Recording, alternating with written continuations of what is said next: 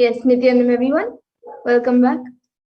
So now let's continue to learn about Bhagavan Sundareshwara as all of us get more and more closer to the time as we await Bhagavan Sundareshwara for the Darshan.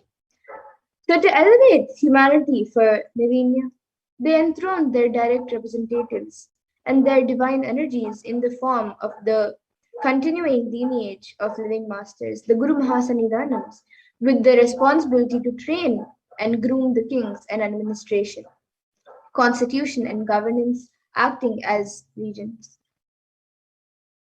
They also performed spiritual initiations on the kings and the citizens of the kingdom, imparting the enlightenment science to them.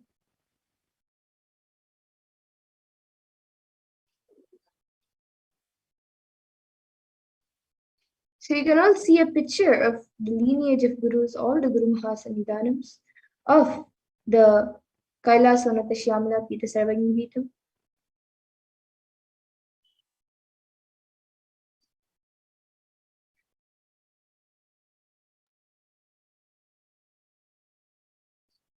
And on the 27th of April 2012, Srila Sri Arunagirinatha, Sri Jnana Sambandha Deshika Paramacharya Swamigal, the 292nd Guru Mahasanidhanam, who was there from 1975 to 2021, coronated the Supreme Pontiff of Hinduism as the Guru Mahasanidhanam of Srila Sri Guru Mahasanidhanam as Srila Sri Nithyananda Paramashivam Jnana Sambandha Deshika Paramacharya Swamigal as the lawful successor, descendant and inheritor invested with all the powers and duties, obligations to perform the rituals, spiritual, religious, and customary rites vested in the Kailasa Shyamala Pita Sarvagnipitam, has been reviving its spiritual, religious, and linguistic epicenters to its original glory. And on the 13th of August 2021, Kailasa mourned the loss of the 292nd Guru Mahasanidhanam, His Holiness Srila Sri Arunagirinatha Sri Jnana Sambandha Deshika Paramacharya Swamigal of Kailasa Shyamala Pita Sarvagnipitam, reviving its religious and spiritual doctrines.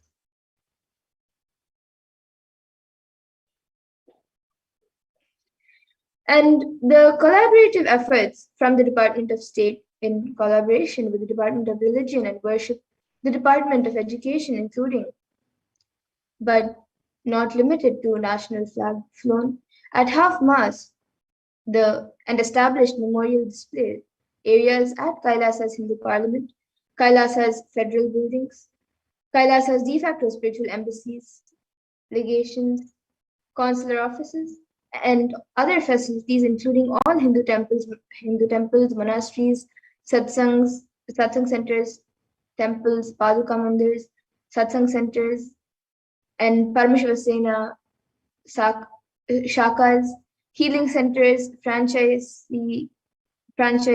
campuses, Hindu universities and schools observed, where the citizens of Kailasa around the world join towards offering respects and receiving blessings.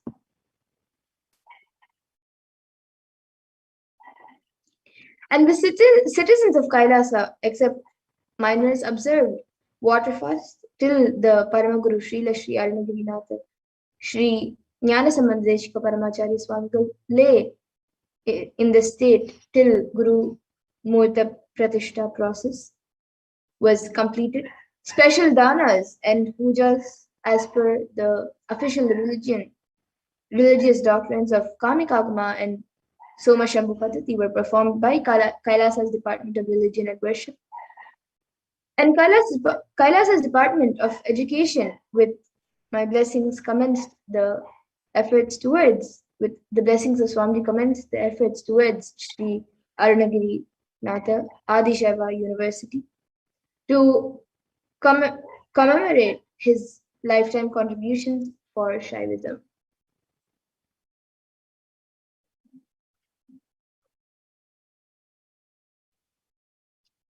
And from the Shuddhadvaita Paramashiva Sayujya Samadhi, space of Irayanar Sundareshwara Paramashiva Paramburu, Swamiji says, I will continue to manifest and give darshans, boons, and doing leelas in lives of Kailashans.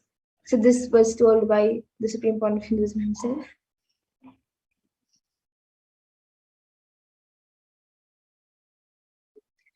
And we are all blessed to be able to capture the divine leela of Irayana Sundareshwara Paramashiva Paramburu, where the Pratyaksha Swarupa of the Nijavatara Bhagavan Sri Nithyananda Paramashivam can be seen in Trishulamagam, Chennai, and in Adi Kailasa Nithyananda Sarvagnipeetam, which is in Karnataka, at the same time in the morning hours of 4th July 2017.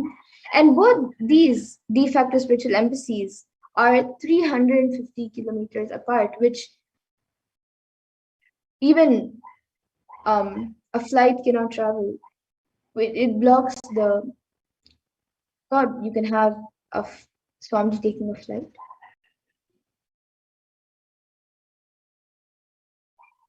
And during the early hours of 7th August 2021, which was very recently, Bhagavan Sri Nithyananda Paramashivam also blessed the participants of COVID Care Protection Center in Adi Kailasa Nithyananda Sarvagnipeetam with his Pratyaksha Swarupa while residing in Kailasa, thus continuing his leelas as Irayanar Sundareshwara Paramashiva Paramburu. But this time around, the happening is captured and capsuled by a camera.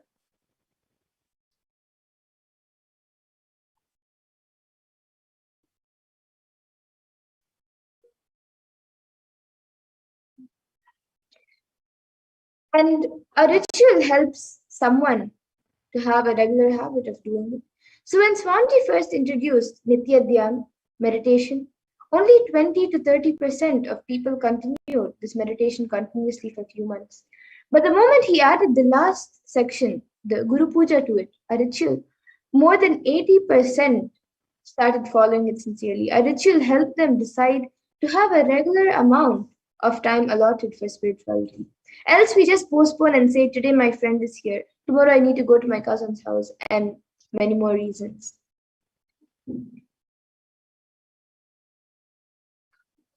And the Vedic tradition has some specially designed formulas for tapping the Kundalini energy as it's at its source. So there's a special ritual which, when done in the presence of an avatar and an energy field, Kshetra, it opens all the possible gates to experience prosperity, success, health, healing in relationships. And by tapping the Kundalini energy at its source, you have many benefits. And any prayer or ritual done in the superconscious energy field or Kshetra enhances the benefits of the ritual thousandfold.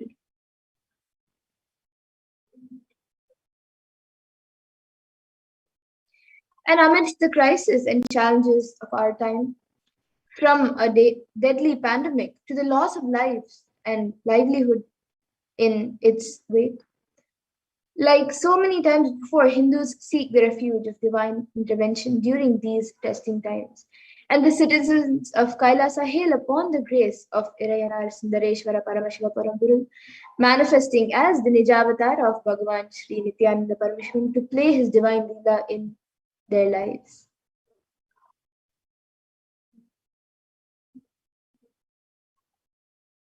And from the Shuddhadvaita Paramashiva Sayujya Samadhi, space of Irayanar Sundareshwara Paramashiva Paramburu, Swamiji says, I will continue to manifest and give darshans, boons, and doing leelas in lives of Kailashans.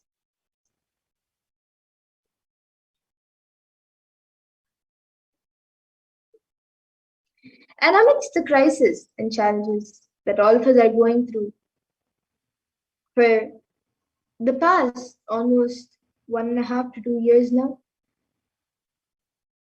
like always, Hindus seek the refuge in the divine. And this time, all the citizens of Kailasa hail upon the grace of Irayanar Sundareshwara Paramashiva Paramburu, manifesting as the Nijavatara through our beloved Guru, Bhagavan Sri Nithyananda Paramashivam, to play his divine leelas in our lives.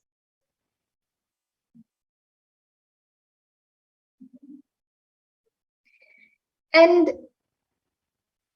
here are a few sevas. So we have the Alankara Seva, which you can do to Bhagavan Nithyananda Paramashivam, the Achala Murti. So Sundareshwara is the embodiment of super consciousness expressed in the human body, playing with all his glory. The Achala Murti of Bhagavan Sri Nithyananda Paramashiva will be gracing us as Irayanar Sundareshwara Paramashiva Parampuram. And offering this seva can help you in manifesting leadership consciousness, in excellence in your career, abundance in wealth and wealth consciousness, and also manifesting a powerful inner image.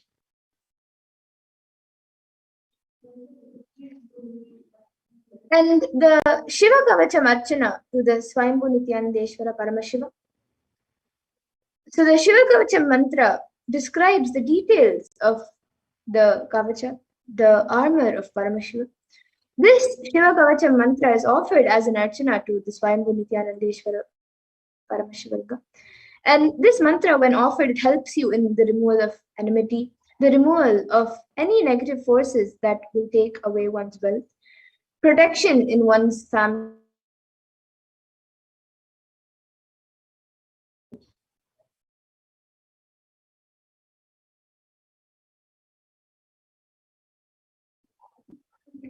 And the Vishesha Dravya Abhishekam to Nithyananda Paramashiva Utsava Murti is the next offering. So the Vishesha Dravya Abhishekam is the offering to the of the sacred bath to the Utsava Murti of our beloved Bhagavan Sri Nithyananda Paramashivam, gracing us as Irayanar Paramashiva, Sundareshwara Paramashiva Parampuram with special ingredients. So, and when you offer this special Abhishekam, you will receive blessings for the removal of diseases. You will receive blessings to attract wealth, health, and well-being, and you will manifest all the attributes of Irayanar Sundareshwara Paramashiva Parampuram.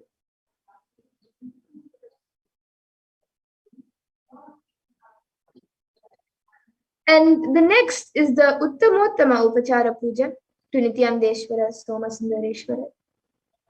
And the Kamikagama, this is described in the Kamikagama, and it is described as the best of the best offerings that can be made to Paramashiva. These offerings are known as Upacharam, and they are of the royal quality and are offered with the space of oneness with Paramashiva. And various offerings, including Deeparatana and Mantraradhana, are offered at the divine lotus feet of Nithyanandeshwara Sundareshwara. And the Utsava Murti of Nithyanandeshwara in the temple, who sits along with Nithyanandeshwari Parashakti and Bhagavan Nithyananda Paramashivam's deity. He is the most handsome and grateful form of Nithyanandeshwara, who graces as Soma Sundareshwara and accepts our puja. And this offering helps you and gives you a breakthrough with wealth consciousness as well as health and prosperity in life.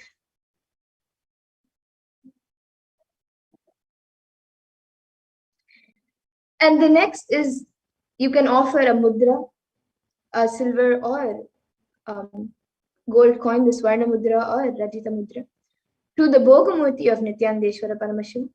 So this is a special ritual offered to Irayanar Sundareshwara Paramashiva Parampuram in the Madurai Meenakshi Sundareshwara temple, where the devotees get to offer the silver or gold coin directly to the Bhogamurti.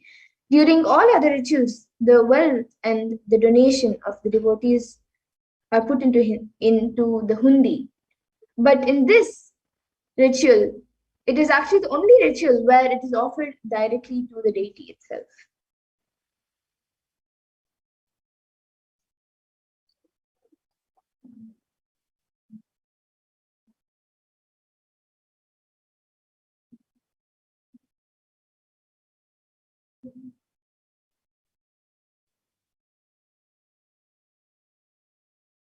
And with that, we will now be moving to the next segment of this program after a really short break. So please stay tuned, and we are actually getting very close to the time for the darshan. So all of you can prepare yourselves for the Sundareshwara Paramashiva SAYUJYA Samadhi Darshan that all of us will be having in just less than an hour right now. So all of you can get ready, and we will be back for the next segment after a really short break.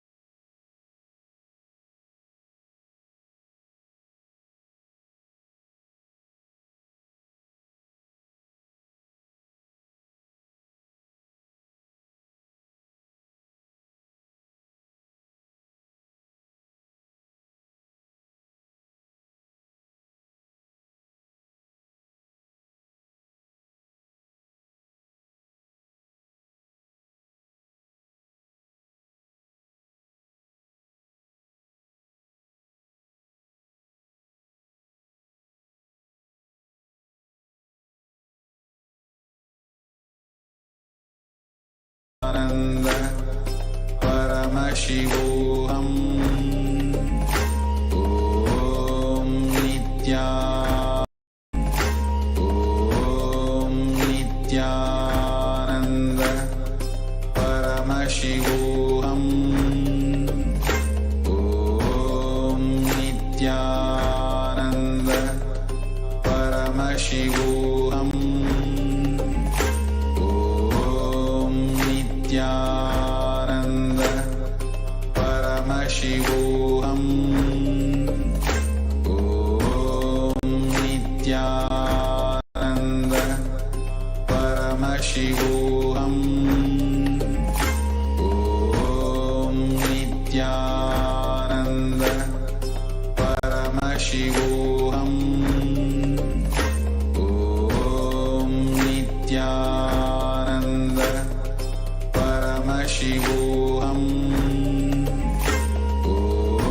Om Nithyananda Paramashivoham.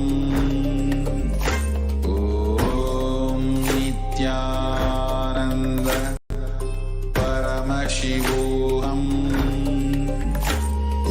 Om Nithyananda Paramashivoham. Om Nithyananda Paramashivoham. Om Nithyananda Paramashivoham.